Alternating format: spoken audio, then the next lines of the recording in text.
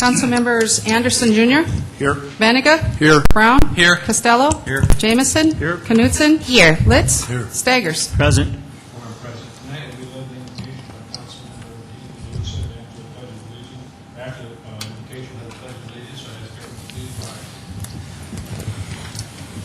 rise. Dear Heavenly Father, thank you so much for the public servants who work so hard to make this city better and keep it moving forward. And particular thanks for all of the city staff that work 24 hours a day to implement the rules that the City Council votes into or votes for. Thank you also for the beautiful spring day, and we hope that you will be with us again tonight and give us your best thoughts so that we can make the wisest decisions to enhance the city of Sioux Falls. Amen. Pledge allegiance to the flag Of the United States of America and to the republic for which it stands, one nation under God, indivisible, with liberty and justice for all. I'd just like to announce that we have West Trout 216 here tonight, so we want to welcome you. We want to welcome you and Boy Scout Troop 216 to tonight's meeting, and please say you could join us. With that, is there a motion to approve the consent agenda? I so move Knutson. Knut moves, second. Second, Costello. Costello seconded. Further comments, further motions? Seeing none, all in favor of the consent agenda, vote yes. Those opposed, no. Council members Anderson Jr. Yes. Benega. Yes. Brown. Yes. Costello. Yes. Jamison. Yes. Knutson. Yes. Litz. Yes. Staggers. Yes. All members present have voted. The consent agenda has been approved 8-0. Is there a motion to approve the regular agenda? Mayor, I have some proposed. Can we get a motion, then we'll go with. Okay. Can we make a motion to approve it? Move for approval, Is there a Bennigan. second? Second, let's. Let's second. Okay, go ahead. There are some proposed amendments to the regular agenda to move item 26 immediately after public input, and to move item 27 immediately after item 13, as item 13 and item 27 have corresponding information. Is there a motion to move item 26? So move, Brown. Brown moves. Is there a second? Second, let's. Let's second it. All in favor of that motion, vote aye. Those opposed, no. Councilmember Anderson Jr., Yes. Benega. Yes. Brown. Yes. Costello. Yes. Jamison. Yes. Knutson. Yes. Litz. Yes. Staggers. Yes. That motion has been approved. Now, the next one was to take and move, what were we going to do? Are we have public input, sir? Pardon? Public input? Okay, do you want to take that? Why don't we take the motions and then go public input? Oh, as amended? Yeah. What's the next one you want to do? We moved them both with one, Oh, we got them both so there? now we want to approve the regular agenda Okay, as amended. 27, we haven't done 20, 27 goes after 13. We just did 26, so is there a motion to move 27 after 13? Mr. Mayor, I think we took care of both. Did you take them both? Yes. Yeah. Okay, they're taking care of both, okay. Public input, anyone wish to address the council for a period of 5 minutes. We ask them to come forward, we ask to give your name and address. I see no one that's coming. Okay, go ahead, give your name and address, please. My name is Lawrence Schroeder. I live in the northwest part of Sioux Falls in a trailer court.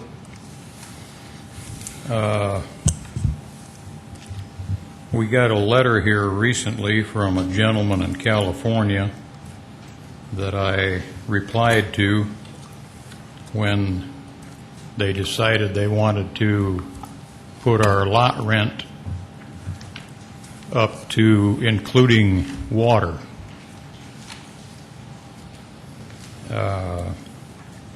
When we moved in there in '97, the lot rent was $195, and at this time now it's $295, which includes the water. Now, our water was included in the lot rent before, and now they say they're not raising the lot rent. However, they're adding the water to it, which was already added before. So, but they say now that they're not adding more onto the lot rent. Normally, they give us 30 days' notice and say your lot rent's going up $5, and there's nothing you can do about it. And they tell us now, too, that the city has an ordinance that tells us where we can park a boat or a trailer and so forth in the park. Those are not city streets in the park. I mean, some city streets go through the park, but they're not, and I'm not too sure if this is actually a city ordinance. I haven't been able to find it. I know there's a city ordinance regulating trailers, how they're put in there and so forth, but there's nothing there on it. So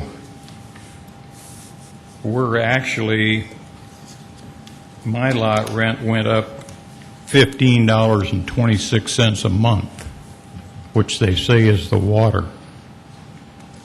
However, we don't have single water meters. So what they do is they just take the whole number on the water and divide it up among everybody. So we don't know who uses the most. We don't know who uses the least. They just evidently use it like they wish.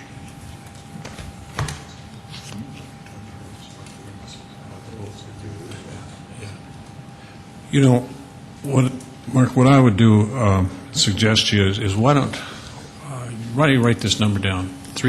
Write this number down, please. Write 367-8800, and that's our office number. And then we'll get you in touch on some of those boat issues you're talking about and that. And why don't you call our legal? We'll call that number, and we'll get you hooked up with legal so we can maybe look up some of the issues you got concerns about. Okay. Thank you very much for coming down here. We really appreciate it. We'll try to help you tomorrow or next day, whatever works for you. Others that wish to address the council, public input, 5 minutes, name and address. I see no one. Come forward, give your name and address, please.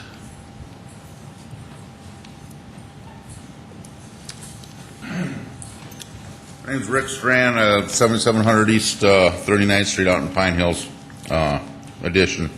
And I don't know what your order of business or if I'm jumping out of line or whatever, but I received this about the assessment for the East Side City. Will we get that eventually? Yeah, that'll be coming up here in a while. I didn't know it's protocol, so. You bet. No, that's So fine. I'll just be cool until then, right? Okay, you bet. You can join us in a few minutes when we get to that point. Thank you very much for coming down. Others that wish to address the council for public input, 5 minutes, name and address. I see no one coming forward, so we will move into the agenda, item number 26. Item number 26 is a resolution advising and giving consent to the appointment of members to certain citizen boards. Okay, that's the one that we normally do. I don't know if anybody has any questions on item number 26. Anybody in the council, any in the audience would like to speak to that? Go Mayor, ahead. just, on this, do they all have the same type of terms, or I guess I'm a little... Well, they'd probably be staggered because some are, depending on what board it's for, so they would, are you talking about the length of Like a 4 years? term, or... They're all 4-year terms, so. Okay. Other questions? Mr. Mayor, I move for approval, item 26. Okay, Bennigan moves. Is there a second? Second, Brown. Brown seconds. Further comments? See no further comments. All in favor of the motion to approve item 26, vote yes. Those opposed, no. Council members Anderson Jr., Yes. Benega, Yes. Brown, Yes. Costello, Yes. Jamison, Yes. Knutson, Yes. Litz, Yes. Staggers. Yes. All members present have voted. Item 26 has been approved 8-0. Item 11 now. Item 11 is a second reading and ordinance of the City of Sioux Falls, South Dakota, declaring certain real property of the city surplus and authorizing the disposition thereof. Good evening, Mayor and City Council. Tonight is the second reading that will provide this remnant of property for surplus, and can certainly address any of your questions that you have. Questions on Mark on item number 11? Yeah, Mark, do you have any idea when you might try to dispose of this property? Just in recent conversations with area land developers, it's currently zoned as residential, and so I would expect that the residential developers in the area will come to a public auction and bid. So when do you plan to have the public auction? Well, just on timing and the activity that's in the market, it was recommended at this fall or next spring, Okay. and so it won't be any time immediate. Other question on item 11 of Mark. Others that wish to address the council on item number 11? Not. Is there a motion to approve? So moved, Costello. Costello moves. Is there a second? Second, Anderson. Anderson seconds. Further comments on the motion? Seeing none, all in favor of the motion to approve item 11, vote yes. Those opposed, no. Councilmembers Anderson Jr., Yes. Benega. Yes. Brown. Yes. Costello. Yes. Jamison. Yes. Knutson. Yes. Litz. Yes. Staggers. Yes. All members present have voted. Item 11 has been approved 8-0. Item 12. Item 12 is a second reading, an ordinance of the City of Sioux Falls, South Dakota, providing supplemental appropriations and a reduction of appropriations. Deborah Gaikowski, Transit Planner with the city. The City of Sioux Falls has been appropriated funds through the American Recovery and Reinvestment Act of 2009 for transit projects. Adding these funds to the 2009 budget will allow the city to move forward with several projects. I can take any questions that you may have. Go ahead. Yeah, Deb, one of the concerns I have about this money coming from the federal government, it's part of the stimulus package, but also it's just really pork. In other words, we're having other people throughout the rest of the country putting their money in and having it come to Sioux Falls. Now, likewise, we're also putting money into other pork going to other parts of the country. I guess my question is, am I accurate in my assessment? This is really just simply pork, and we can, coming from elsewhere, and I don't think that's up to me to decide whether it's pork or not. It was appropriated in the Recovery Act, and we've got some very good projects to spend it on. yeah, I mean, that's what is often said about pork. If you're the recipient of it, hey, it's a great deal. But if you're paying for it from some other part of the country, you don't like it. And the American people, are getting a little upset sometimes about pork. And I don't know, I guess sometimes I think we have to set an example here. Political people, elected people to office, they're always talking about all this wasted pork elsewhere, but when it comes to us, then we vote for it. Kenny, you're up. Okay. Deborah, could you explain to us some of the programs that this money is going to assist us in being able to do? We are going to purchase 13 paratransit buses as replacements, 2 brand-new paratransit buses to expand our fleet, 1 fixed-route bus. We're going to perform several improvements to the transit facility at 6th and Weber, which is in need of many repairs. Yes, I think it's going to be real good money for the city. It'll be able to increase the transit, and especially with the numbers that we're seeing here. So thank you. Further questions? Others that wish to address the council on item number 12? Is there a motion? Move for approval, Benega. Benega moves. Is there a second? Second, Anderson. Anderson seconds. Further comments? Not all in favor of the motion to approve item 12 will vote yes. Those opposed, no. Councilmembers Anderson Jr., Yes. Benega. Yes. Brown. Yes. Costello. Yes. Jamison. Yes. Knutson. Yes. Litz. Yes. Staggers. No. All members present have voted 7 yes and 1 no. Item 12 has been approved. Item 13. Item 13 is a first reading, an ordinance of the City of Sioux Falls, South Dakota, amending the revised ordinances of the city by amending the traffic ordinances as found in Chapter 40 of the revised ordinances of Sioux Falls, South Dakota.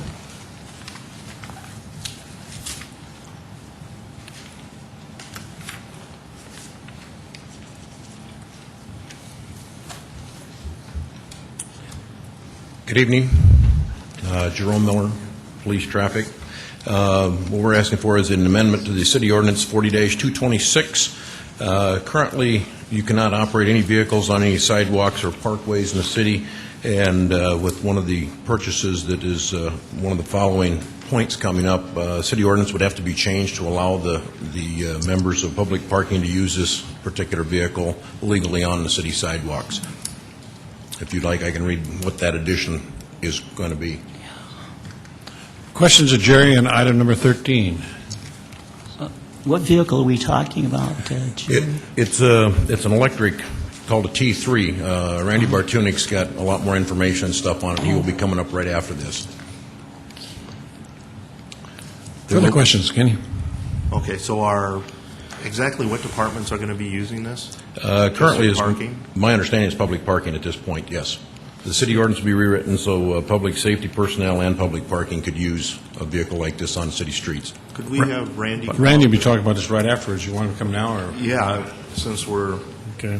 since both of them are a little tied together here.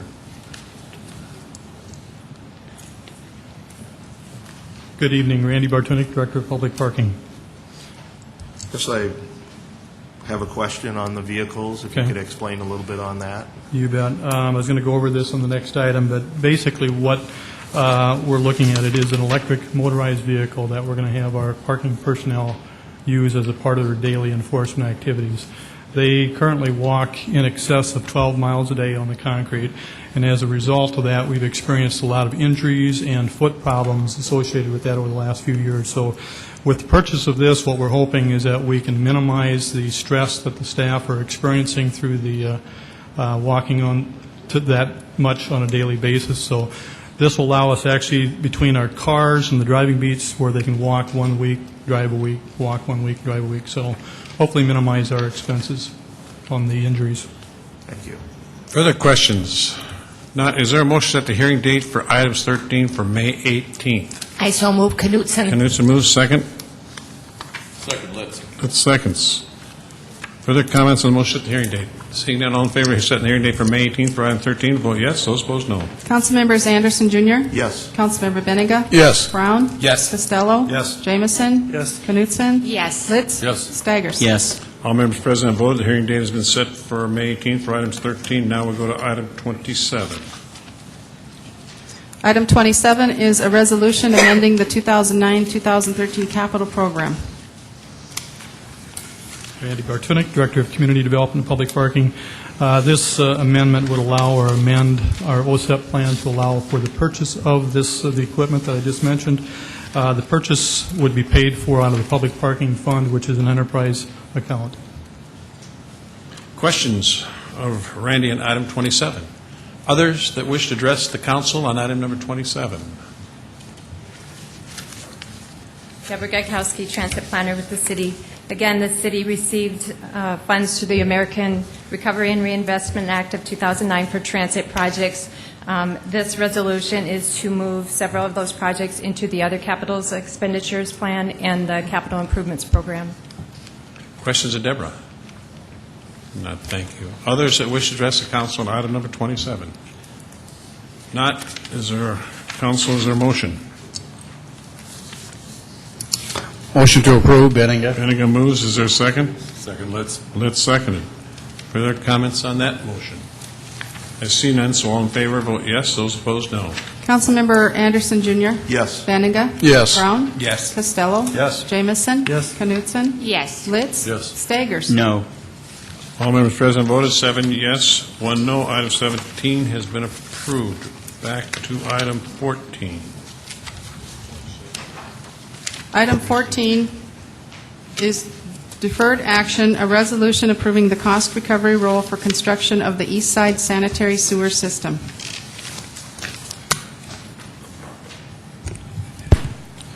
Good evening, Chad Hebe with the Engineering Division of Public Works. Tonight's topic is the cost recovery for the East Side sanitary sewer system. To date, we have spent approximately $30 million on design and construction of 7 products. And at this point, I will take you through a short presentation. The map that you see in front of you is Phase 1 of 3 phases of the East Side sanitary sewer system.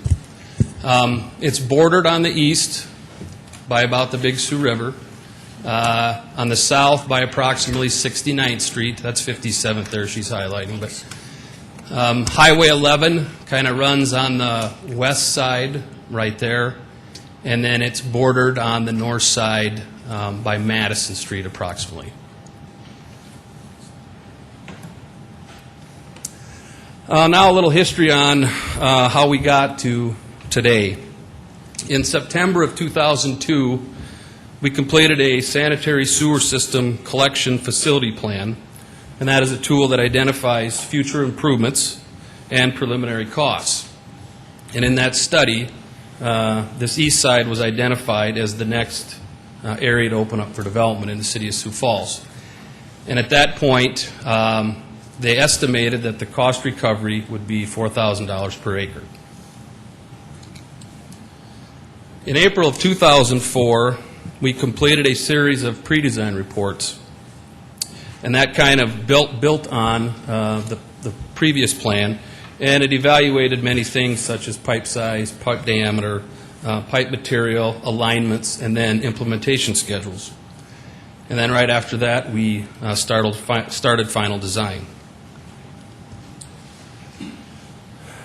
Between March of 2003 and February of 2005, we had 7 public meetings where we met with the affected property owners and discussed the various aspects of the project. In March of 2005, the City Council approved the resolution of necessity to construct the East Side sanitary sewer system and levy the cost of the improvements to the benefiting properties by a cost recovery. And at that time, it was made up of 2 components. There was a cost recovery per acre for undeveloped land, and that was $4,640. And then there was a cost recovery that was a connection fee for existing residential residents out in that area.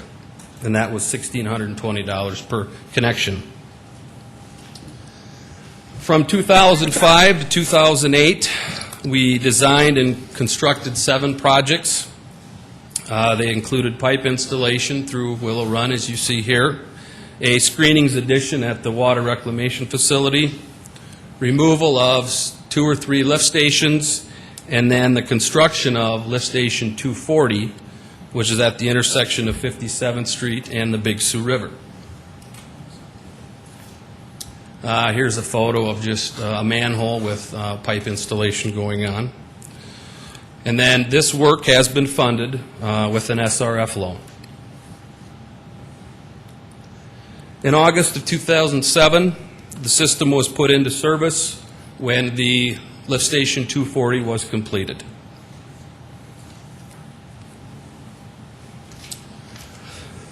All right, I came to you in February of 2009, and at that point the cost recovery was at approximately $5,300 per acre for the undeveloped land and $1,864 for the existing residential properties. There were several questions generated previously to that night, and we deferred the item till April 13th. We met with IRAB and discussed the issue on 3 different meetings. We evaluated 12 different scenarios of the cost recovery areas and different methods to treat the waste. It is our recommendation to remove a small and challenging area from this phase of the cost recovery area. We refer to it as Basin 23B. Then on April 8th, we had a public meeting for the properties in Basin 23B, and we invited the owners of the 17 properties. 4 attended, and those 4 attended had no objection to us removing them from the basin. However, we did remove 2 of the 17 properties now are not in 23B, and 5 properties have been moved into 23B. So now we have a total of 20 properties in 23B. I want to apologize to the 5 property owners that just found out about this last week. We were in the process of narrowing down and defining the exact boundaries of this basin, and they were not notified until last week. On April 13th, the item was deferred to tonight. And it's hard to see up there, but there is, where Basin 23 is, it's bordered on the east side, again, by the Big Sioux River, kind of on the south by what is 10th Street, or by Arbor's Edge Development, and on the north about by Madison Street. So if you know where the new Brandon Elementary School is on 6 Mile Road, it's to the east of there, between there and the river, and it is a challenging area to sewer. On April 14th, we invited all of the property owners in the cost recovery Phase 1 area to a large meeting at the convention center. It was attended by 82 property owners. The main concerns that evening was the city's authority to file a cost recovery, septic tanks, and then annexation. Tonight, the cost recovery amount per acre is $4,766.75. The cost recovery for the existing residential customers will be $1,672.71. The cost recovery is due at the time of connection to the system. The cost recovery is for the trunk sewer, not the lateral lines, and not the service lines. And this cost recovery method has been used in previous cost recoveries, such as the West Side cost recovery, and has been successful. The cost recovery for the undeveloped land is made up of two components. The first component is approximately $3,731.63. That is for the work that has already been completed. It is a fixed cost, and it is for the repayment of the existing SRF loan. The next component is for the future work that has to be done, and it is planned in our facility plan. And this number is adjusted annually for inflation based on the Engineering News Record Construction Cost Index.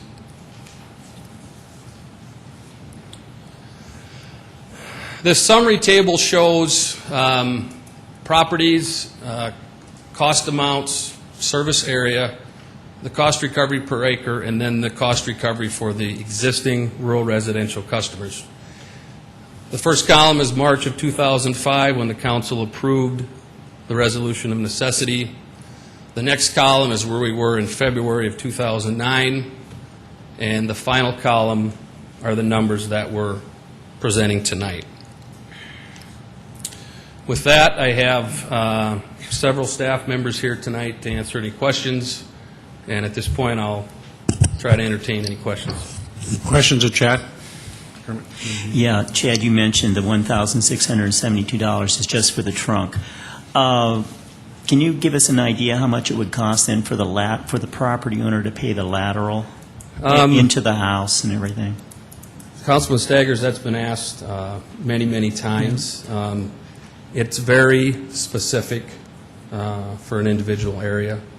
I mean, I can give estimates of what it would cost to build a street where typically sewer would go. But, you know, sewer may run in the backyard. So just, we realize that this is all, if sewer was going to be run in a local street, I could, estimate $150 per front foot. Per front foot. But that would be for water, sewer, sidewalks, curb and gutter, a typical local or collector street. Mm-hmm. So that's what you tell people then when they ask that question. It's $150 per frontage foot? Per front foot. But that, of course, it depends on how far they have to bring that lateral line from the trunk to the front of their property. Gee. Chad, excuse me, I was listening very carefully, but again, so the numbers just change in the different columns just because, probably because we get closer to the time we just know the more direct costs. I mean, that the others are more estimates, or I can't remember exactly why did the numbers change so much. That's what I'm confused about. I'll take you all through that. Okay. In March, let's back up to about 2003, when the kind of a preliminary estimate was done. That is just a very rough Estimate. look at the land, using some contours and coming up with a number. That was at 4,000 per acre. In March of 2005, there's been a lot more studying done, surveys been done, and that's when the numbers get a little more refined. But once again, in March of 2005, it was an estimate. In February of 2009, we had then completed 7 projects and spent approximately $30 million. So we knew at that point the number we had spent was solid, and then it was just estimating what the future number would be. And now as you go to May of 2009, the amount has went down from February because we have taken out Basin 23B, which is could be an expensive basin to serve.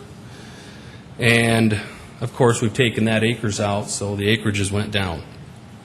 So the more we go through this, the closer we get to knowing exactly what we're going to spend. Greg, and then Pat.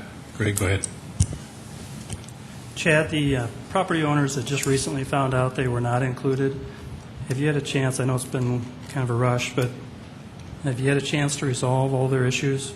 Well, I haven't spoken with him, but I know Mark has, so maybe I'll have him come up and answer that.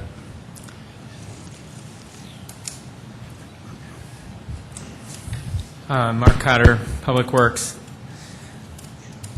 To answer your question, no. I had a conversation today with Nancy Isaacson, she's here, and also another group of property owners just before the council meeting. And so, again, I think as we're managing this cost recovery, there's been a number of properties, and the collection of this small amount has not had, this is new information to them, and we are trying to answer their questions. We tried to answer their questions ahead of the meeting as best we could, but they have questions. I think they'd certainly like to speak with you tonight, and I can also try to path through.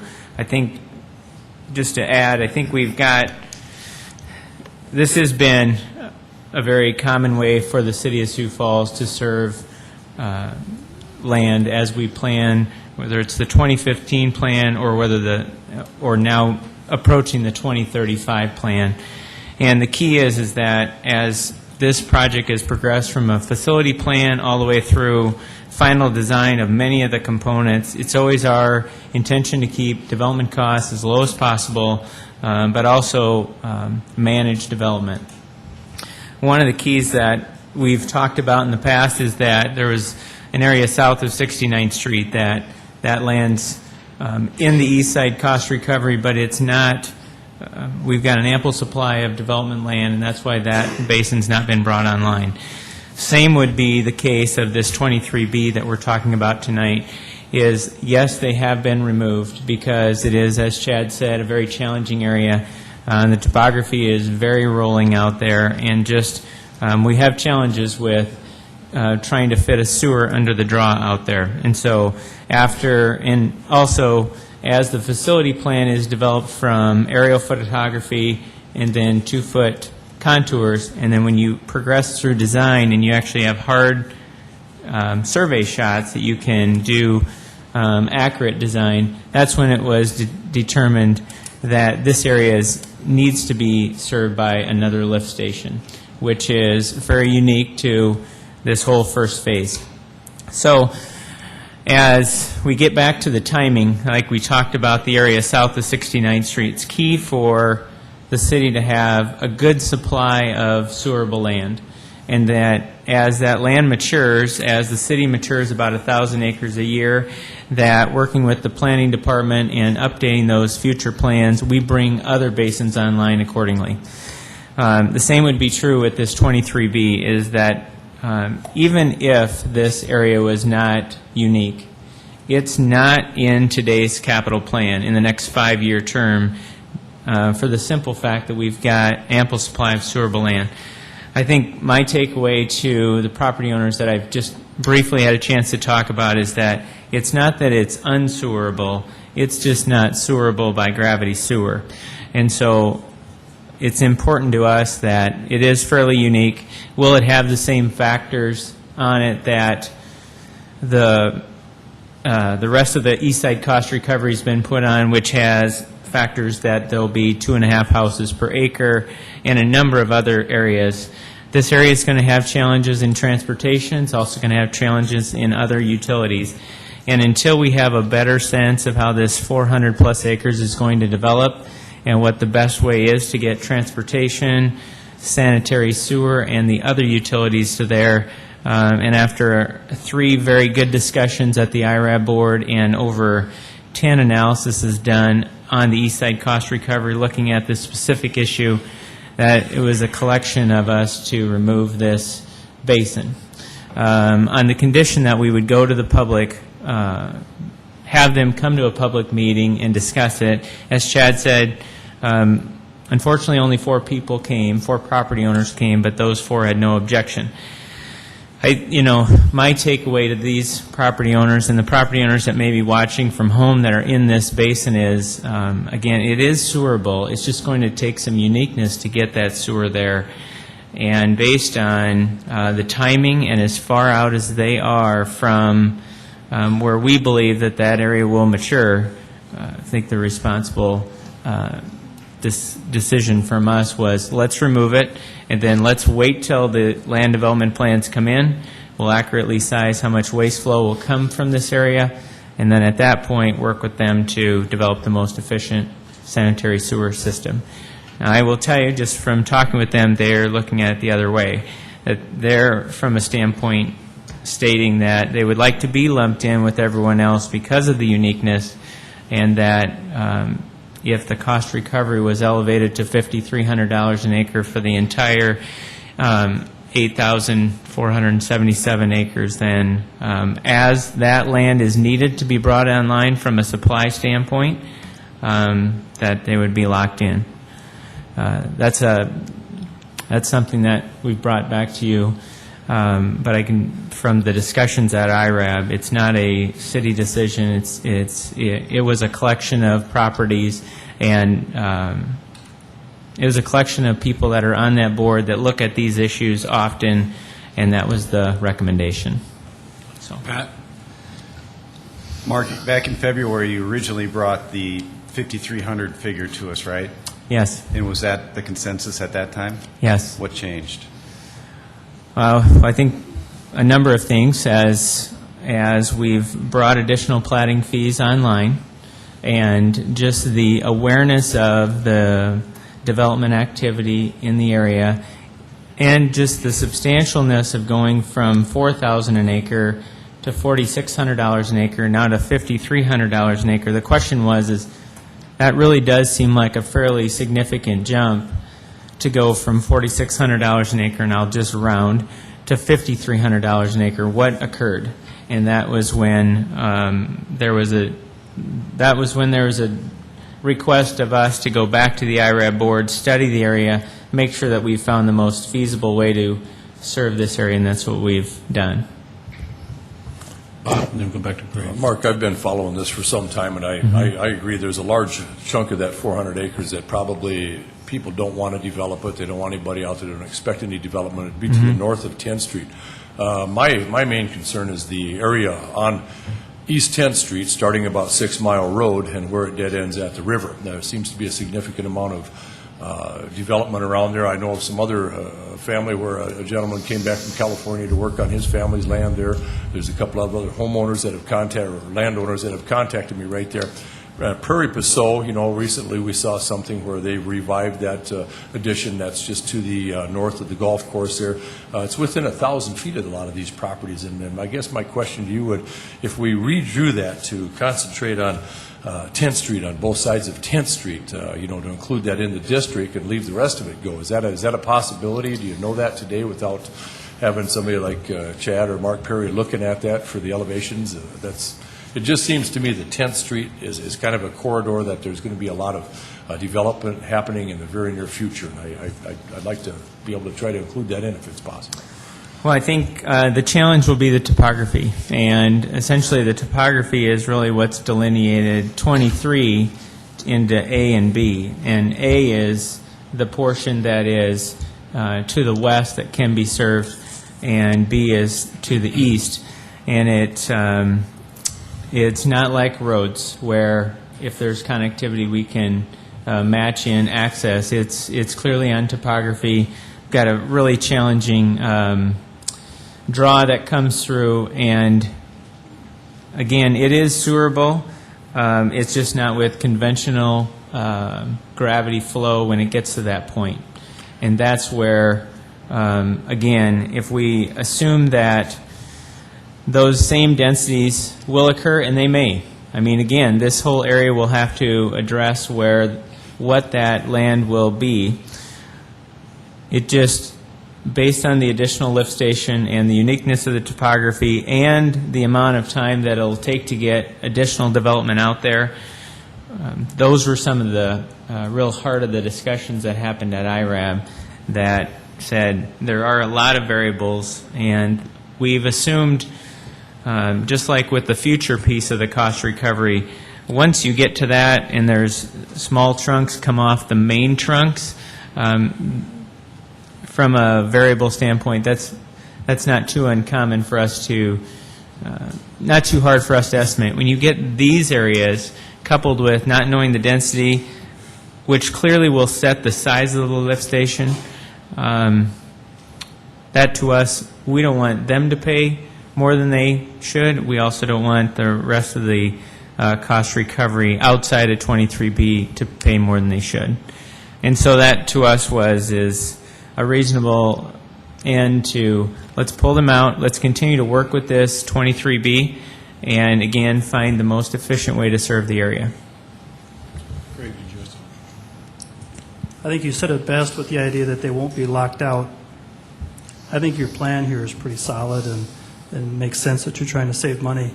I'm just concerned about these property owners who were just notified, who want to be in and aren't. I know we're just early in this discussion, and maybe we'll hear from them on exactly if there's an objection that we haven't overcome yet, but I certainly will hear from them if we need to. Okay. Can do that at this time. Further questions? Pat? Mark, do you have a map that shows where 23B is? Yes.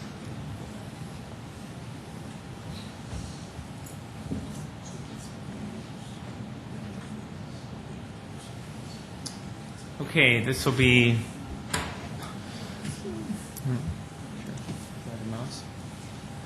Okay, I'm not known to have the steadiest of hands, so stick with me here. This being the basin, and I'll follow what 23A is first, right here. And this being the gravity sewer that will serve 23B. 23A, I apologize. Okay?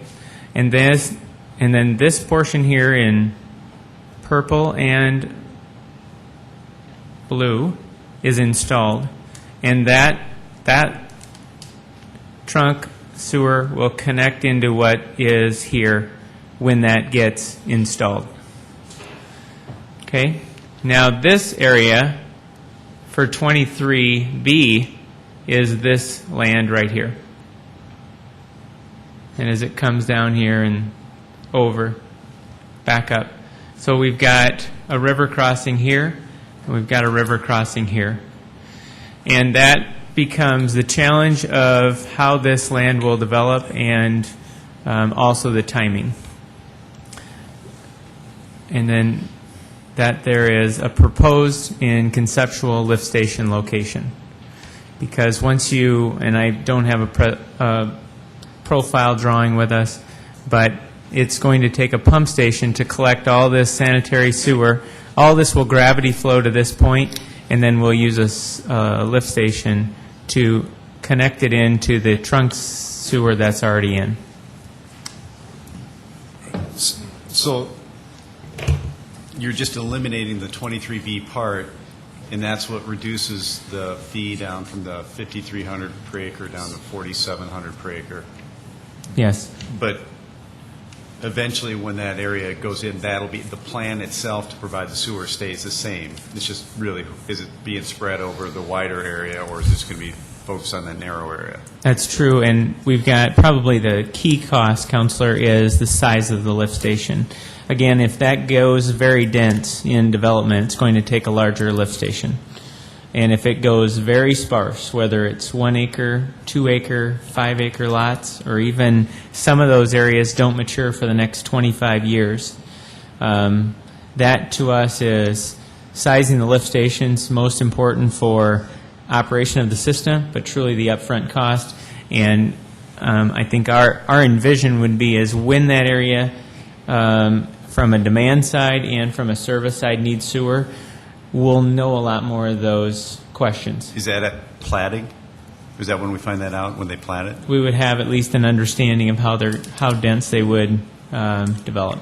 And then, if it were assumed that it would be the same density as the rest of the area, you have any idea what the fee would be for it per acre then?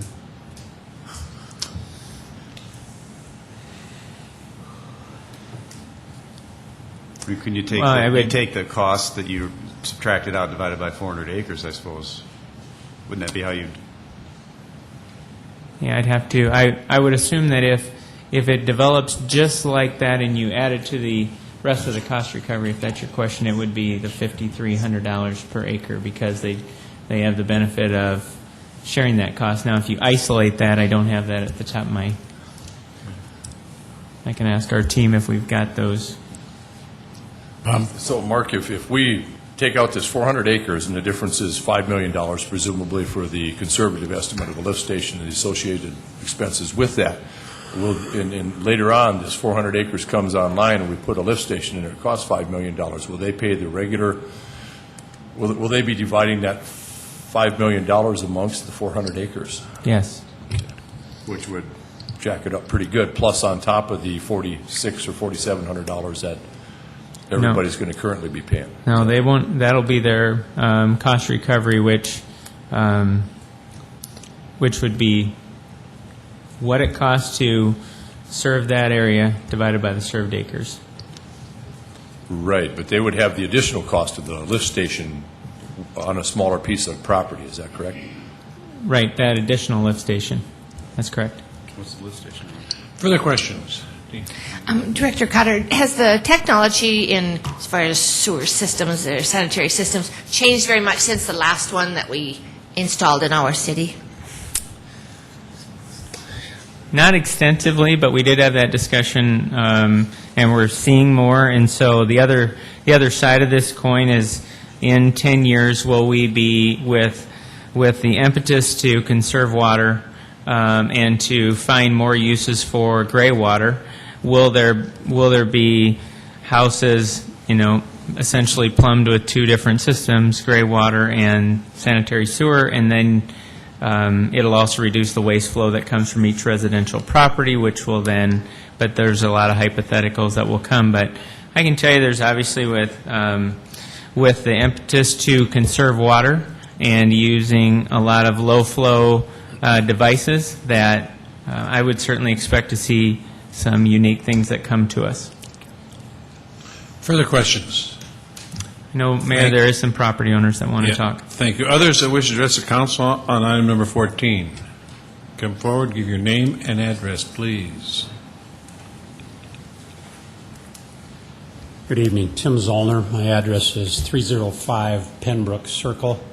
It's on the south side of Sioux Falls. And I am one of the property owners in that what's now designated 23B, and I've been following this since the inception of the first East Side sewer system proposals, and I've been present at many of the meetings. I haven't, however, been present at several of these meetings where the cost recovery has been discussed, but in terms of any notification that one of the solutions to the cost recovery was going to be eliminating my land from sewer service, I was never notified until last Friday.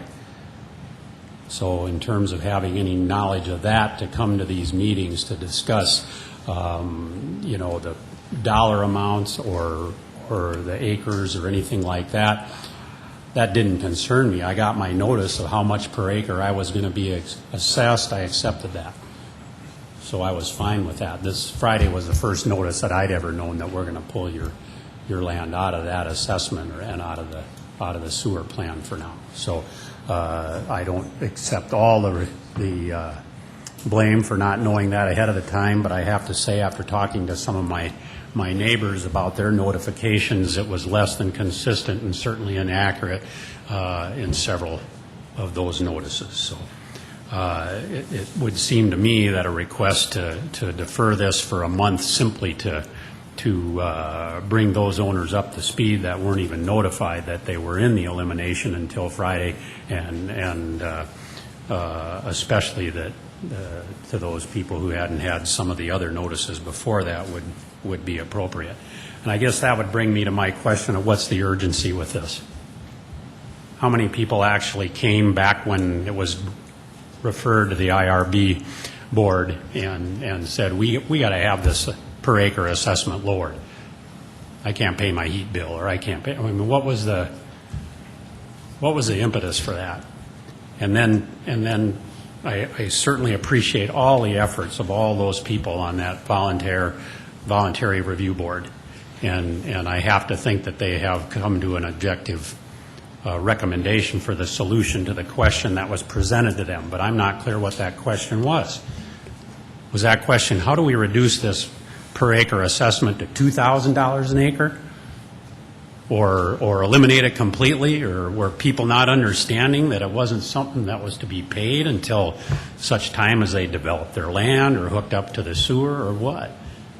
And then, thanks for the solution, but how much money is that going to save in the next 5 to 7 years before that land out there is developed? As a point of interest, I've had a proposal for my land to be developed down at the city for over a year, a preliminary plan. And we were stopped at that time by a water supply. No mention was made that, well, you know, the sewer plan is 5 to 10 years out, but the plan was there. The water supply was the problem. All the available water volume on the size of pipe from Manifold Road, from the east side Menards east, has already been spoken for. You can't get any water. So that's what held us up a year ago. You know, now it sounds like the sewer may be even more of a problem. So I guess, you know, my question is, what's the urgency? If this is a proposal for an expense to be paid at some time in the future when the land is developed, I mean, if you take a reasonable rate of interest in 5 to 10 years, $1,200 over your initial $4,000 per acre proposal to your $5,200 per acre proposal at the highest point, I mean, that's not an unreasonable rate of inflation and interest. So, questions of Tim? We can ask Mark or Chad to I think it's respond to more that. my We can have them neighbors respond. want it. Yes, thank you.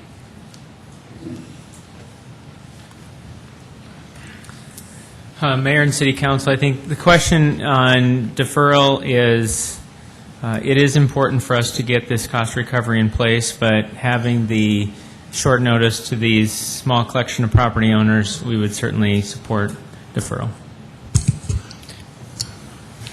Mark, in addition to Mr. Zollner's questions about the waste treatment issues, what's the delay on the water concerns? If he's had a plan in for over a year, it seems to me that there's got to be a multiple of questions that haven't been answered to make this whole process developed. Well, that's what I get back to, that this is a very challenging area, and it won't only be for sanitary sewer, it will be for water, it will be for transportation facilities, and so that's when I come back to the point of this area is not unsewerable, it is just outside, and when we develop land, when we manage the development of land and water mains get extended, until they are looped, and they are essentially loop connections, there's only so many people that can pull off that water main. And so one of the big projects that came forward last year was the development of 41st Street from Highway 11 out to 6 Mile Road. And now one of the times that we'll work together is to get that connection all the way up 6 Mile Road. But again, it'll be at the cost, it'll be at the time frame of how development occurs. And so I think we can continue to meet with these property owners. I can tell you that it is also important from the city standpoint that as we go back from the planning stages through the construction, that the city's taken on debt. And that debt is repaid when people connect and take benefit from. And so we've not been able to bill anyone until this cost recovery gets put in place. Very important for the wastewater utility to receive the revenue that is due for the cost recovery and all the development that's already occurred out there. And so from a timing standpoint, you could certainly defer the item. I think with the amount of work that we've done internally with the IRAB board and with the public meeting from this group, and again, Chad mentioned there was just a handful of people not included because the basin delineation was done, detailedly done recently, that I do think we've had a good discussion. I don't believe the outcome would change, but that's from Public Works standpoint, and I think you can certainly, from our standpoint, we're willing to continue to work and time this development and not only find economical ways to sewer it, but to get the water and transportation facilities. And so having said that, I realize the request is there for deferral, but I would tonight recommend that we move forward. Question? Mark, Mr. Zollner, it indicated that he had a preliminary plan at the city, and wouldn't a plating comes before preliminary plan, right? So we would have known what the density was going to be, shouldn't we have? For a very small part of this 400 acres. I don't know offhand how many acres he has, but... Okay. Then of the four, you mentioned 2 property owners were taken out of the Plan 23B and 5 were put back in. Mm-hmm. Of the 4 people that showed up at the meetings, were any of them removed from 23B? Let me confirm with Chad. No. And then if we were to defer this, what would be a reasonable time frame? Let me confer, just if you can give me a minute.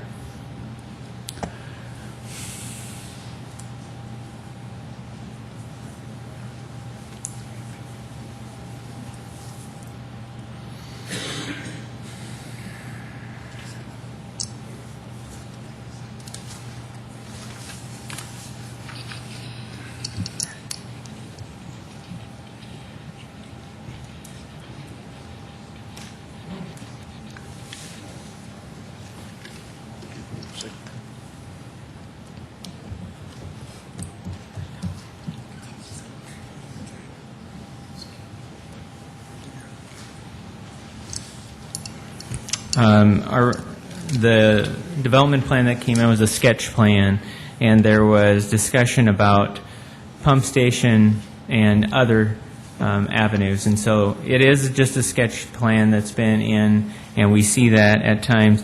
I think one of the key aspects, if you choose to defer, what it will trigger is that we have to do another formal notice to all the property owners in this area. And that's my concern as well, that tonight is the hearing, and tonight is the time that we've taken to, we've deferred twice, and we've had good discussions. Again, we apologize that this notice of the recent change of this delineation occurred.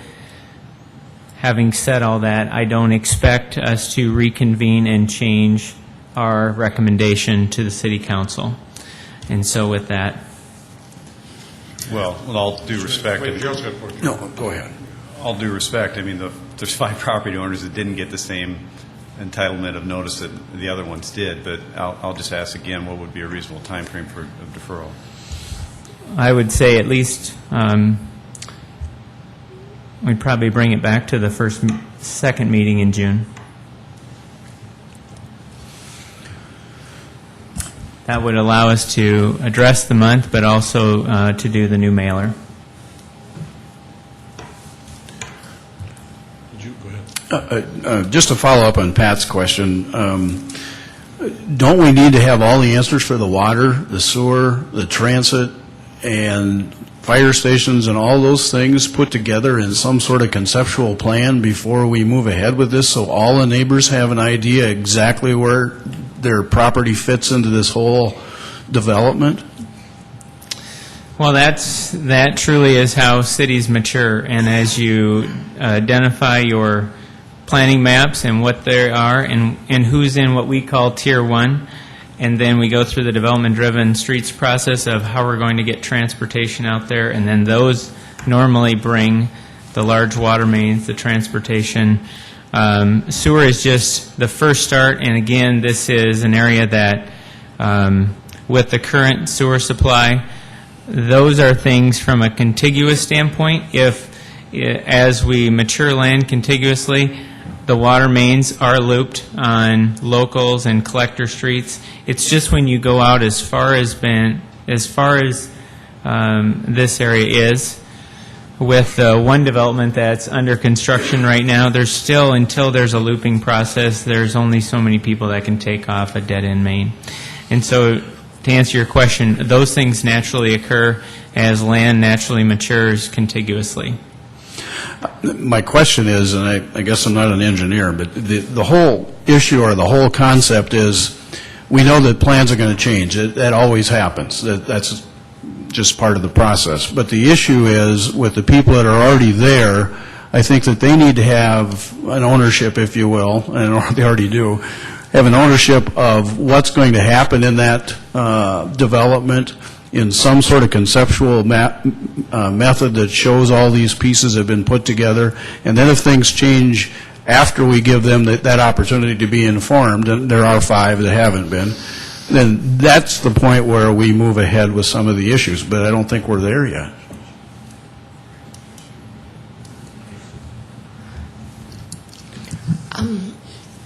I think it's unfortunate that there were, a handful of important folks that, were not notified until very recently. But the part that I'm still a little bit confused about is, a deferral would accomplish what? Because it still seems to me gets to be a mathematical formula. So, it would give those folks a chance to ask their questions or something. But what else is there to be studied, or what else is there to be learned with the input of those 5 people? What's the advantage of a deferral, except maybe a courtesy or something? I think I'm missing something. Well, I think the advantage of a deferral will allow us to address more of their questions, sit down across the table. I do think that we can still accomplish that absent a deferral. But if that is the direction of the council, we can certainly do that. Again, I'm all for conversations and important conversations with people, but I don't sense that the numbers would change as far as the math is concerned. So, but is there any costs that are going to be lowered because of this conversation, or?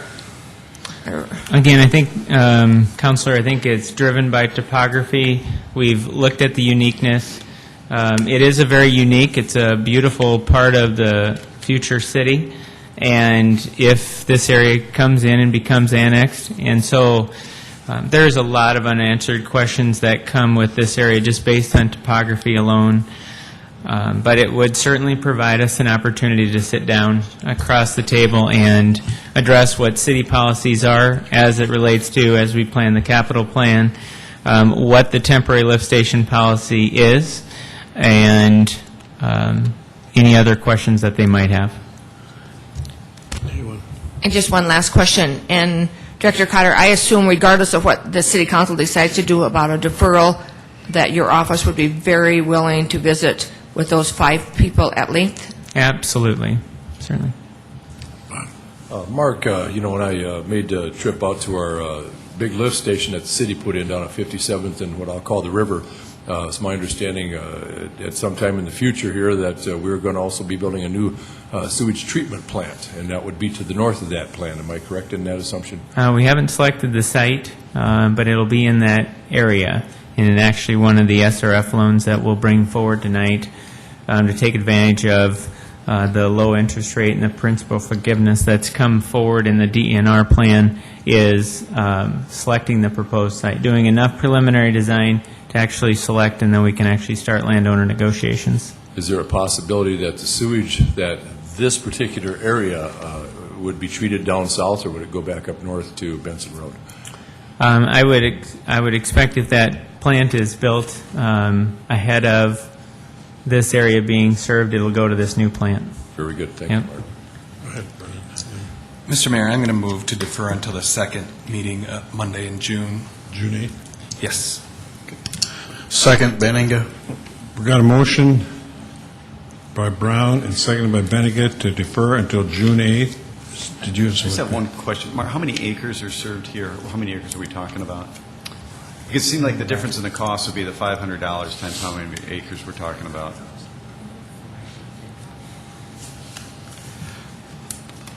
The area that's being served is the difference between the February 9 and the May 29th. And the May 2009 numbers, which is just over 400 acres. If I may, Mr. Mayor, to speak to the motion, I'm uncomfortable with going forward this tonight. And the numbers may not change, but if I was a property owner there, I would want to be able to have all my answers before the council took action. And just based on the questions tonight, I don't think the council's ready either. Understand. Further questions on the motion to defer until June 8th? Motion to defer. Go ahead. I was just thought we might check, as long as the landowners are here, and Mark, you've shared a lot of information, maybe we've answered all those questions and a deferral isn't necessary. I don't know that, but it's fair to ask the landowners if indeed that would make it right with them.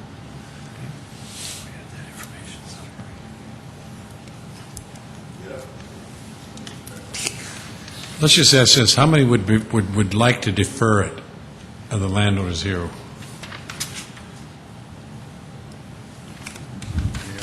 That answer your question? Okay, that answers the question then. Okay, we've got a motion for us to defer until June 8th. Mayor, Yeah. one more thing. Could you ask if there's anybody else out there from maybe another area that had a question on this before we defer it? Well, Since I think the they'd people have are time here. to. I think Are they're there gonna have anybody time else to. that had any questions? I think they're going to have time to do it when they move forward with it. So we've got a motion to defer until June 8th. Further questions? All in favor of the motion to defer until June 8th, vote yes. Those opposed, no.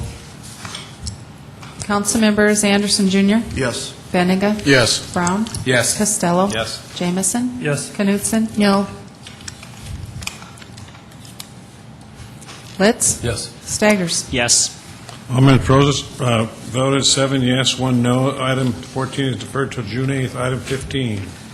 Item 15 is a resolution approving the special assessment roll for construction of grading, gravel, asphalt surfacing, curb and gutter with driveway approaches, sidewalk, street light, sanitary sewer main, and water main on North Van Epps Avenue from East Benson Road to 300 feet south of East Benson Road. Good evening again. Chad Hebe with the Engineering Division of Public Works. This portion of Van Epps Avenue is east of Cliff Avenue and south of Benson Road. It was constructed from a gravel road to an urban section in 2008. The construction contract amount was $108,287.27.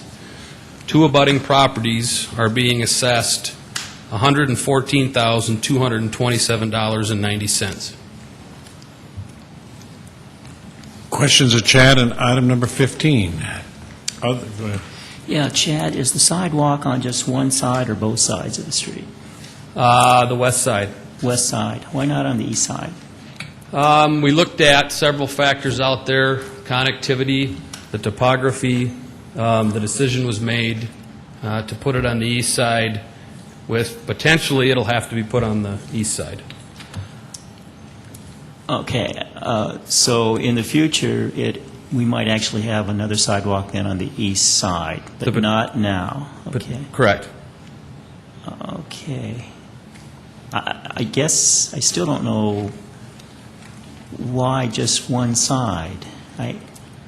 You mentioned topography, but I mean, if you're eventually going to put one in. I guess we felt that because of the area, the limited connectivity to the south, our main goal was to get sidewalk at least on one side of the road coming up to Benson. Putting it on the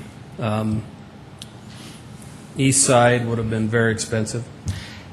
Well, it's going to be very expensive anyway in the future. I guess then the next question is why are we even having a sidewalk there? I mean, this is an industrial area, isn't it? Why do we? Why are we going to have sidewalk? For pedestrian traffic.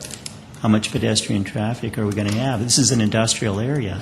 You go up in the north side there, you don't see many people walking around.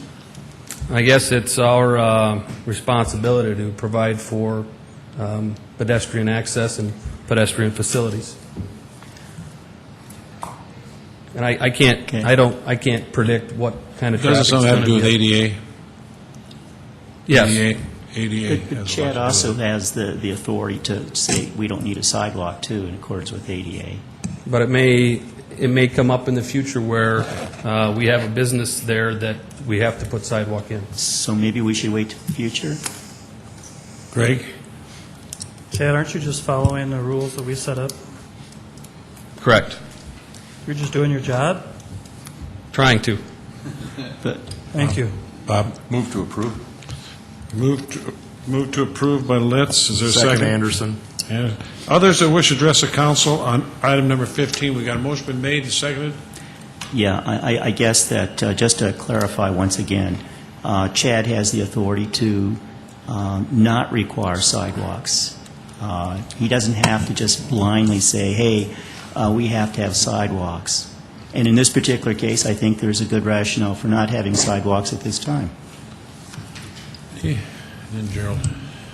Dee, go ahead. I would assume, as important as Chad is, that he does not have more authority than the United States Justice Department. Gerald? I think she's already said it. I mean, we went through this ADA before. That was just my question. I mean, if we were not to put sidewalk in, wouldn't that put us at risk for suit from the Justice Department? I mean, if we had a complaint out here, we would have to order it in. And then you go beyond that. And we've had these discussions for years about in the industrial parks that there is usage of the sidewalks. We don't know who those businesses are going to hire long-term, and the industrial parks have before said that, yes, we do want them. I guess... Just my comment was that Chad may have the authority to, but we don't want those decisions being made. Well, if I could just reply, I mean, remember the last time we dealt with this in a big way, many of the businesses did not want to put the sidewalk in because it was costing them a lot of money. And that's going to be true for all these other businesses that now have to put these sidewalks in when, you know, we might not even have hardly any pedestrian traffic in the first place. Further comments? All seen and all in favor, go ahead. I guess to respond to that, I remember that conversation well, and I heard from some of the people out there, yes, there were businesses that didn't want to do that, but there were employees of those businesses who were very vocal, who didn't want to be recognized against their employer, who wanted sidewalks, and just because it's a non-residential area, we have rules and regulations that we were required to follow by ADA regulations and by some Supreme Court rulings. So I don't think we have a whole lot of choice. I agree. Remember, that's the time when we first around we didn't support it, and then we had to come back. Exactly. And to take some potential liability. It doesn't just go to that part there. It goes a lot broader than that. So I'll pass. Okay. So got a motion made and seconded. I guess just one last comment. If everybody on this council is so excited about sidewalks up there, why don't we have the city pay for them instead of the adjacent business owners? Because these sidewalks belong to the city. They do not belong to the businesses. Change the ordinance. You know, I would say to that is that, you know, if we were starting a city from scratch, you know, maybe that might carry some merit, but, you know, there's a lot of property owners that have invested already in sidewalks, and it really wouldn't be fair to them. Well, in a order of consistency throughout the community, I think it's better we just keep it the way we've got it. So we want to consistently be unfair. I'd like to call a question. Second. Motion to call the question been made and seconded. All in favor of calling the question, vote yes. Those opposed, no. Councilmember Anderson Jr.? Yes. Benega? Yes. Brown? Yes. Costello? Yes. Jamison? Yes. Knutson? Yes. Litz? Yes. Staggers? Yes. Question's been called. We're back to the main motion. We've got it made, seconded by Litz and Anderson. All in favor of approving item 15 will vote yes. Those opposed, no. Councilmember Anderson Jr.? Yes. Benega? Yes. Brown? Yes. Costello? Yes. Jamison? Yes. Knutson? Yes. Litz? Yes. Staggers? No. All members present vote. Item 15 has been approved, 7 yes, 1 no. Item 16. Item 16 is a resolution approving the cost recovery roll for construction of sanitary sewer on North Van Epps Avenue from East Benson Road to 300 feet south to provide sanitary sewer service to 3615 North Van Epps Avenue. This cost recovery is for sanitary sewer that was installed during the construction of North Van Epps Avenue, which we just discussed. The cost recovery amount is $15,762.82. The property owner that you see listed there will not be invoiced for these costs until connection to the sanitary sewer system is requested by the property owner. Questions of Chad on item number 16. Yeah, Chad, how many feet is that? About 300 feet of sanitary sewer pipe and a manhole. Further questions of Chad on item 16. Others that wish to address the council on item number 16? Not. Is there a motion to approve? So moved. Let's. Let's move. Is there a second? Second, Jamison. Jamison seconded. Further comments on the motion to approve item 16? Seeing none, all in favor, vote yes. Those opposed, no. Councilmember Anderson Jr.? Yes. Benega? Yes. Brown? Yes. Costello? Yes. Jamison? Yes. Knutson? Yes. Litz? Yes. Staggers? No. All members present voted, 7 yes, 1 no. Item 16 has been approved. Item 17. Item 17 is a resolution approving the special assessment roll for construction of grading, gravel, curb and gutter with driveway approaches, sidewalk, storm sewer, asphalt surfacing, streetlights, and water main on North Bonson Avenue from East Madison Street to 1,300 feet north. This portion of Bonson Avenue is north of the Oakview Library. It was constructed from a gravel path to an urban section. The construction contract was $453,892.92. Two abutting properties are being assessed $278,002.24 in accordance with city ordinance. Questions of Chad on item 17. Others that wish to address the council on item number 17. Is there a motion to approve? I so move, Knutson. Knutson moves, second. Second. Let's. Litz seconded. Further comments? Seeing none, all in favor of the motion to approve item 17, vote yes. Those opposed, no. Councilmembers Anderson Jr.? Yes. Benega? Yes. Brown? Yes. Costello? Yes. Jamison? Yes. Knutson? Yes. Litz? Yes. Staggers? No.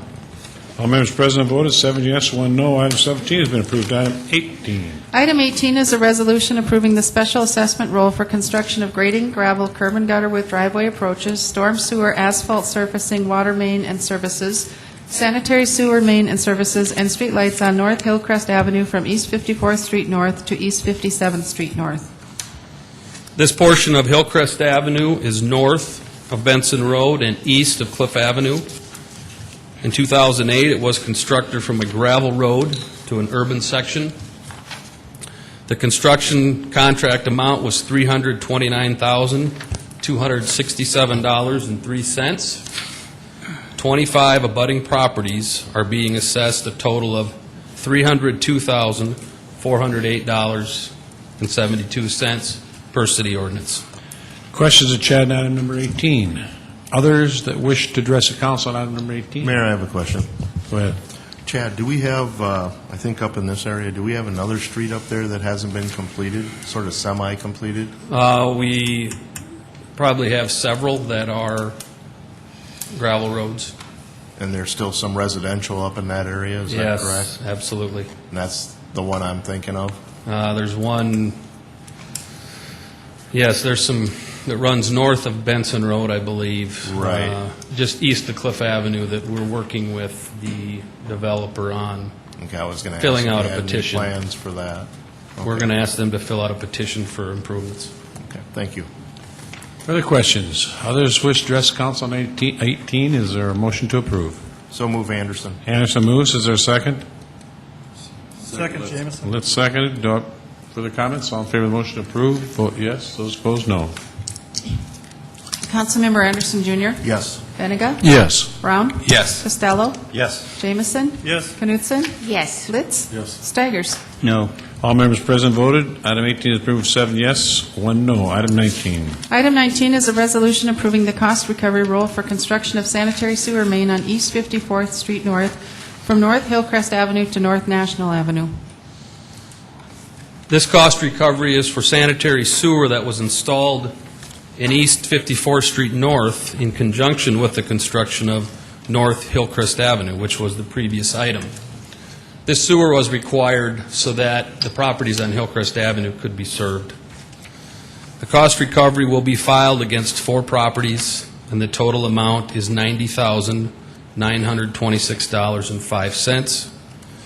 The property owners will not be invoiced for these costs until they request connection to the sanitary sewer system. Questions of Chad on item number 19? Others that wish to address the council on item 19? Not, the motion approved. Move to approve, Litz. Let's move second. Second Anderson. Anderson seconds. Further comments on the motion? Seeing none, all in favor of the motion to approve item 19, vote yes. Those opposed, no. Councilmember Anderson Jr.? Yes. Benega? Yes. Brown? Yes. Costello? Yes. Jamison? Yes. Knutson? Yes. Litz? Yes. Staggers? No. All members present voted. Item 19 has been approved, 7 yes, 1 no. Item 20. Item 20 is a resolution approving the special assessment rule for construction of grading, gravel, asphalt surfacing, curb and gutter, storm sewer, sidewalk, and streetlights on North Career Avenue from 1,100 feet south of West Tickman Street to West Benson Road. This portion of Career Avenue is south of Benson Road and west of I-29. In 2008, it was constructed from a rural section to an urban section. The construction contract amount was $1,079,087.60.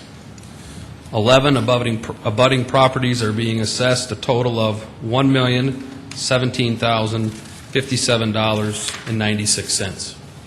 Questions of Chad on item number 20? Go ahead. Yes. I'm just trying to orient myself here on this, where that construction took place. Did the University Center, are they in this area? No, Okay. no, they're not. Oh, okay. Thank you. Further questions of Chad on item 20? Others that wish to address the council on item number 20?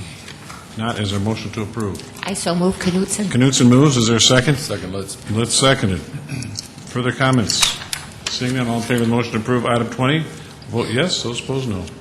Councilmembers Anderson Jr.? Yes. Benega? Yes. Brown? Yes. Costello? Yes. Jamison? Yes. Knutson? Yes. Litz? Yes. Staggers? No. All members present have voted, 7 yes, 1 no. Item 20 has been approved. Item 21. Item 21 is a resolution approving the special assessment role for construction of grading, gravel, asphalt surfacing, curb and gutter, storm sewer, sidewalk, and streetlights on South Bonson Avenue from East 57th Street to East Mission Street. This portion of Bonson Avenue is between 57th Street and Mission Street. It was constructed in 2008 from a half-rural, half-urban section to a full urban section. The construction contract was $308,769.35. 10 abutting properties are being assessed a total of $261,712.85. Questions of Chad on item number 21? Others that wish to address the council on item 21?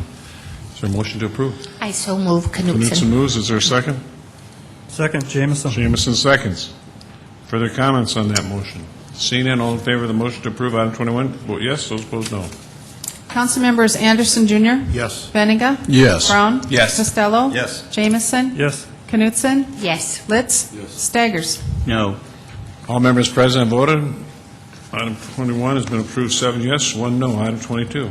Item 22 is a resolution approving the special assessment roll for construction of grading, gravel, asphalt surfacing, curb and gutter with driveway approaches, storm sewer, sidewalk, and streetlights, sanitary sewer, and water main also extended along West 16th Street right-of-way on South Valley View Road from West 12th Street to West 16th Street.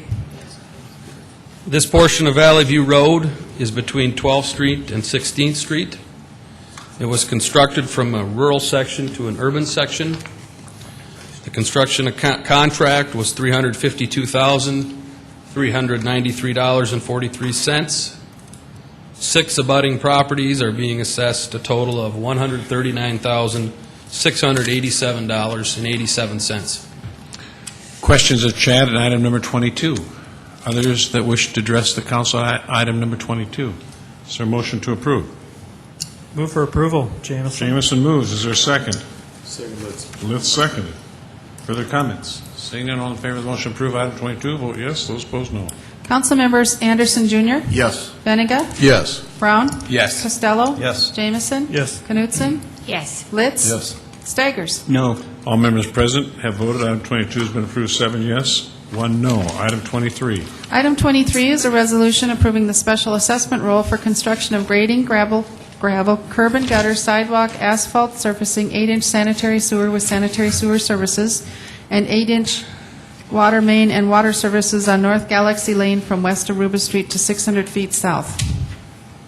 This portion of Galaxy Lane is south of Benson Road, between Marion Road and Career Avenue, and just west of a future park site. It was constructed as an urban section. The construction contract was $227,979.78. The developer on the west side, who owns the 10 properties there, will be assessed $114,407.21. Questions of Chad on item number 23? Others that wish to address the council on item number 23? None. Is a motion to approve? I so move. Knutson. Knutson moves. Second. Second, Anderson. Anderson seconds. Further comments? Seeing none, all in favor of the motion to approve item 23, vote yes. Those opposed, no. Council members Anderson Jr., Yes. Benega, Yes. Brown, Yes. Costello, Yes. Jamison, Yes. Knutson, Yes. Litz, Yes. Staggers. No. All members present have voted. Item 23 has been approved, 7 yes, 1 no. Item 24. Item 24 is a resolution approving the special assessment roll for construction of grading, gravel, curb and gutter, sidewalk, storm sewer, and asphalt surfacing on South Meredith Avenue from West Bitterroot Street to 900 feet north.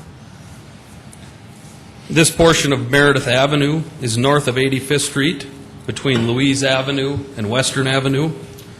It was constructed from a half-rural, half-urban section to an urban section. The construction contract was $153,211.20. 3 abutting properties are being assessed $106,040.54. Questions of Chad on item 24. It'd be noted that Councilmember Jamison will be excused from item 24. Go I ahead. have a question. Chad says the city will pay $50,000 for drainage? There is a drainage way.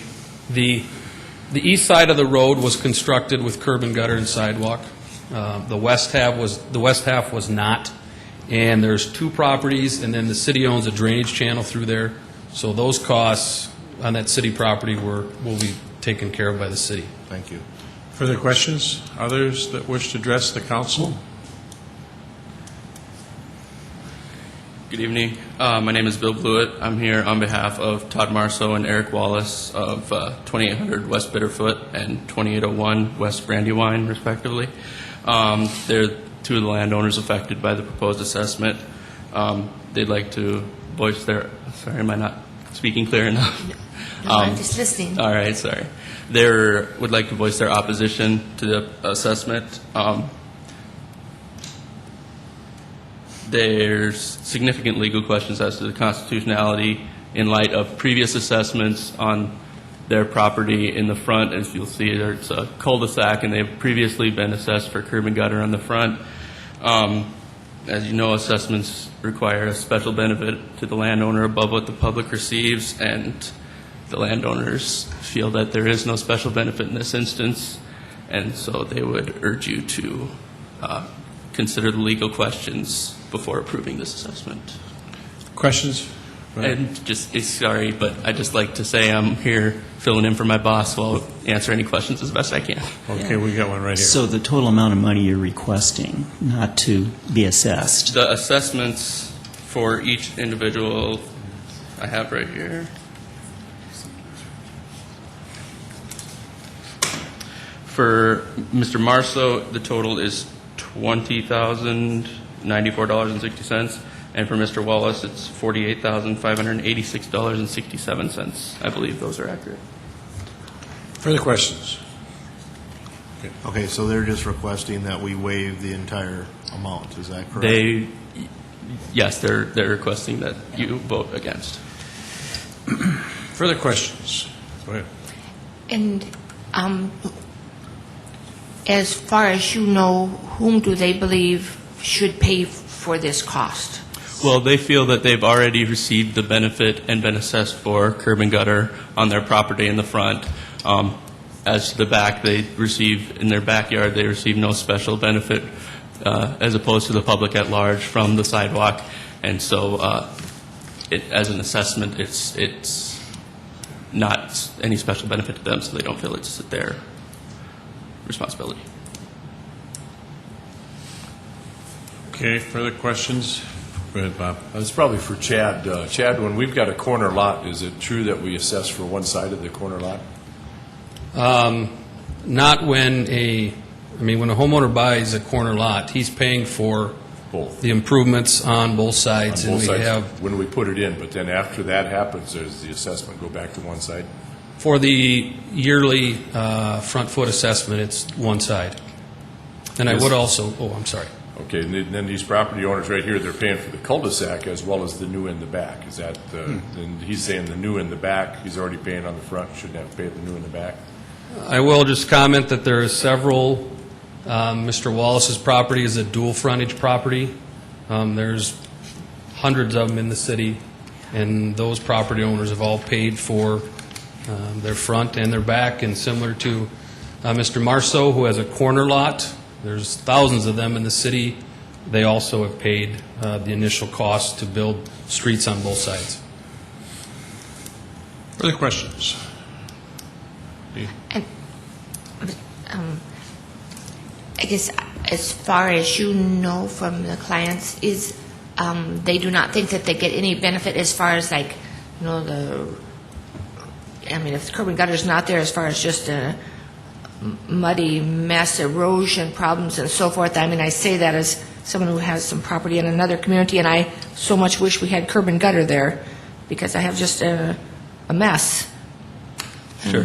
I guess the landowner's position, as far as I know, is that they receive no special benefit above and beyond what the public at large receives in relation to these improvements. Further questions? Not others who wish to address the council on item 24? Not. Council motions? I move for approval. Knutson. Knutson moves. Is there a second? Second, Litz. Litz seconds. Further comments on the motion? Yes, I have an amendment to delete the assessment for the Marceau family and the Wallace family, which will total $68,681.27 to be deleted. And $68,000 what? $681.27. It's a fairness issue. $681.27? 68. Yeah, I think I added this correctly. $68,681.27. $68,000. Motion, is there a second? That dies for lack of a second, so we're back to the main motion. Has been proposed. Further comments? Yeah, this evening, when you talk about fairness, I think that the only fair thing to have done here was to delete that excessive burden on these property owners. But also at the same time, let me mention, I'm not sure if everybody's aware of how much the City Council has already assessed people tonight. After this is passed, we will have assessed people and businesses $2,362,175. So that'll be additional money that will go into the coffers of the city. And also in the cost recovery, this evening, the City Council voted $106,642,000. So tonight, we are bringing a lot of money into the city coffers, and of course, at the expense of these property owners. I'd like to just let this council know we spent a lot of money to do this, and it is called cost recovery for a reason. I suppose the other alternative would be to increase property taxes on everybody to pay for, so they can pay for development twice, not only in their own neighborhood, but also in the new developments that they are not living in. Well, and really, I guess I was saying exactly what Councilor Brown said, is that, I mean, this work, I think, needs to be done, and I myself, as a property owner, don't feel like I should pay for all of that, and so I'm really just echoing what Councilor Brown just said. And I guess I would point out the obvious. Do the adjacent property owners own the sidewalks? Do the adjacent property owners own the streets? No, those streets belong to the City of Sioux Falls. The City of Sioux Falls should start being responsible for this. And so, once again, tonight, we have generated tremendous amounts of money for the City of Sioux Falls. What we should be thinking about, instead of just continuing to do the same old thing, is we ought to start coming up with different ways to finance this. Okay, we got a motion made and seconded. Further comments? Seeing none, all in favor of the motion to approve, vote yes. Those opposed, no. Councilmembers Anderson Jr.? Yes. Benega? Yes. Brown? Yes. Costello? Yes. Knutson? Yes. Litz? Yes. Staggers? No. All members present voted 7 yes, 1 no. Item 24 has been approved. Item 25. Item 25 is a resolution vacating a portion of section line right-of-way, North Cliff Avenue right-of-way, and North Drive right-of-way, as shown on the attached exhibits. This unimproved right-of-way is located near the Cliff Avenue and Amadon Street intersection. A utility easement will not be maintained. The petition was submitted by Doug Berkland with Sayer Associates for Gene Pesca, who is a member of the Amadon Partners, LLC. If vacated, the land will become the property of the City of Sioux Falls. Engineering has no opposition to the vacation. Further questions? Others that wish to address the council on item number 25? Is there a motion? So move Anderson. Anderson, second. Second, Benega. Benega, second. Further comments? All in favor of the motion, vote yes. Those opposed, no. Councilmembers Anderson Jr.? Yes. Benega? Yes. Brown? Yes. Costello? Yes. Jamison? Yes. Knutson? Yes. Litz? Yes. Staggers? Yes. All members present have voted 8-0. Item, we've got 26, so then we did 27, 28. Item 28 is a resolution authorizing the mayor to make application for the Clean Water SRF and designating signatories for the loan document. Good evening, Mayor and City Council. Mark Cotter with the Office of Public Works. Tonight we have 2 SRF loans that we'd like to bring before you to authorize the mayor to make application. The first, both of these are a part of the program with the additional dollars that the DENR received, that if we can accelerate their design process and get them final plans to the DENR by October 1st, they will qualify for the reduced interest of 2.25, and once executed in construction will qualify for 10% principal reduction. I will just highlight the projects as we go through. Water reclamation has another series of phases for the Central Main. That's the backbone sewer that runs along the Big Sioux River. And then, as Councilor Litz pointed out earlier, also provides dollars for the preliminary engineering to select the site for the next wastewater treatment plant. Then we'll show you the Sioux Falls Regional Landfill projects. They will be constructed this year, and it's to add an additional nearly 40 gas wells to step up our gas production by about 40%, and then also install additional litter fence to contain the litter at the landfill. Next slide. Just as we pass through, that's the structure that if you've been on the landfill, for the landfill gas capture and delivery to Poet. Next slide.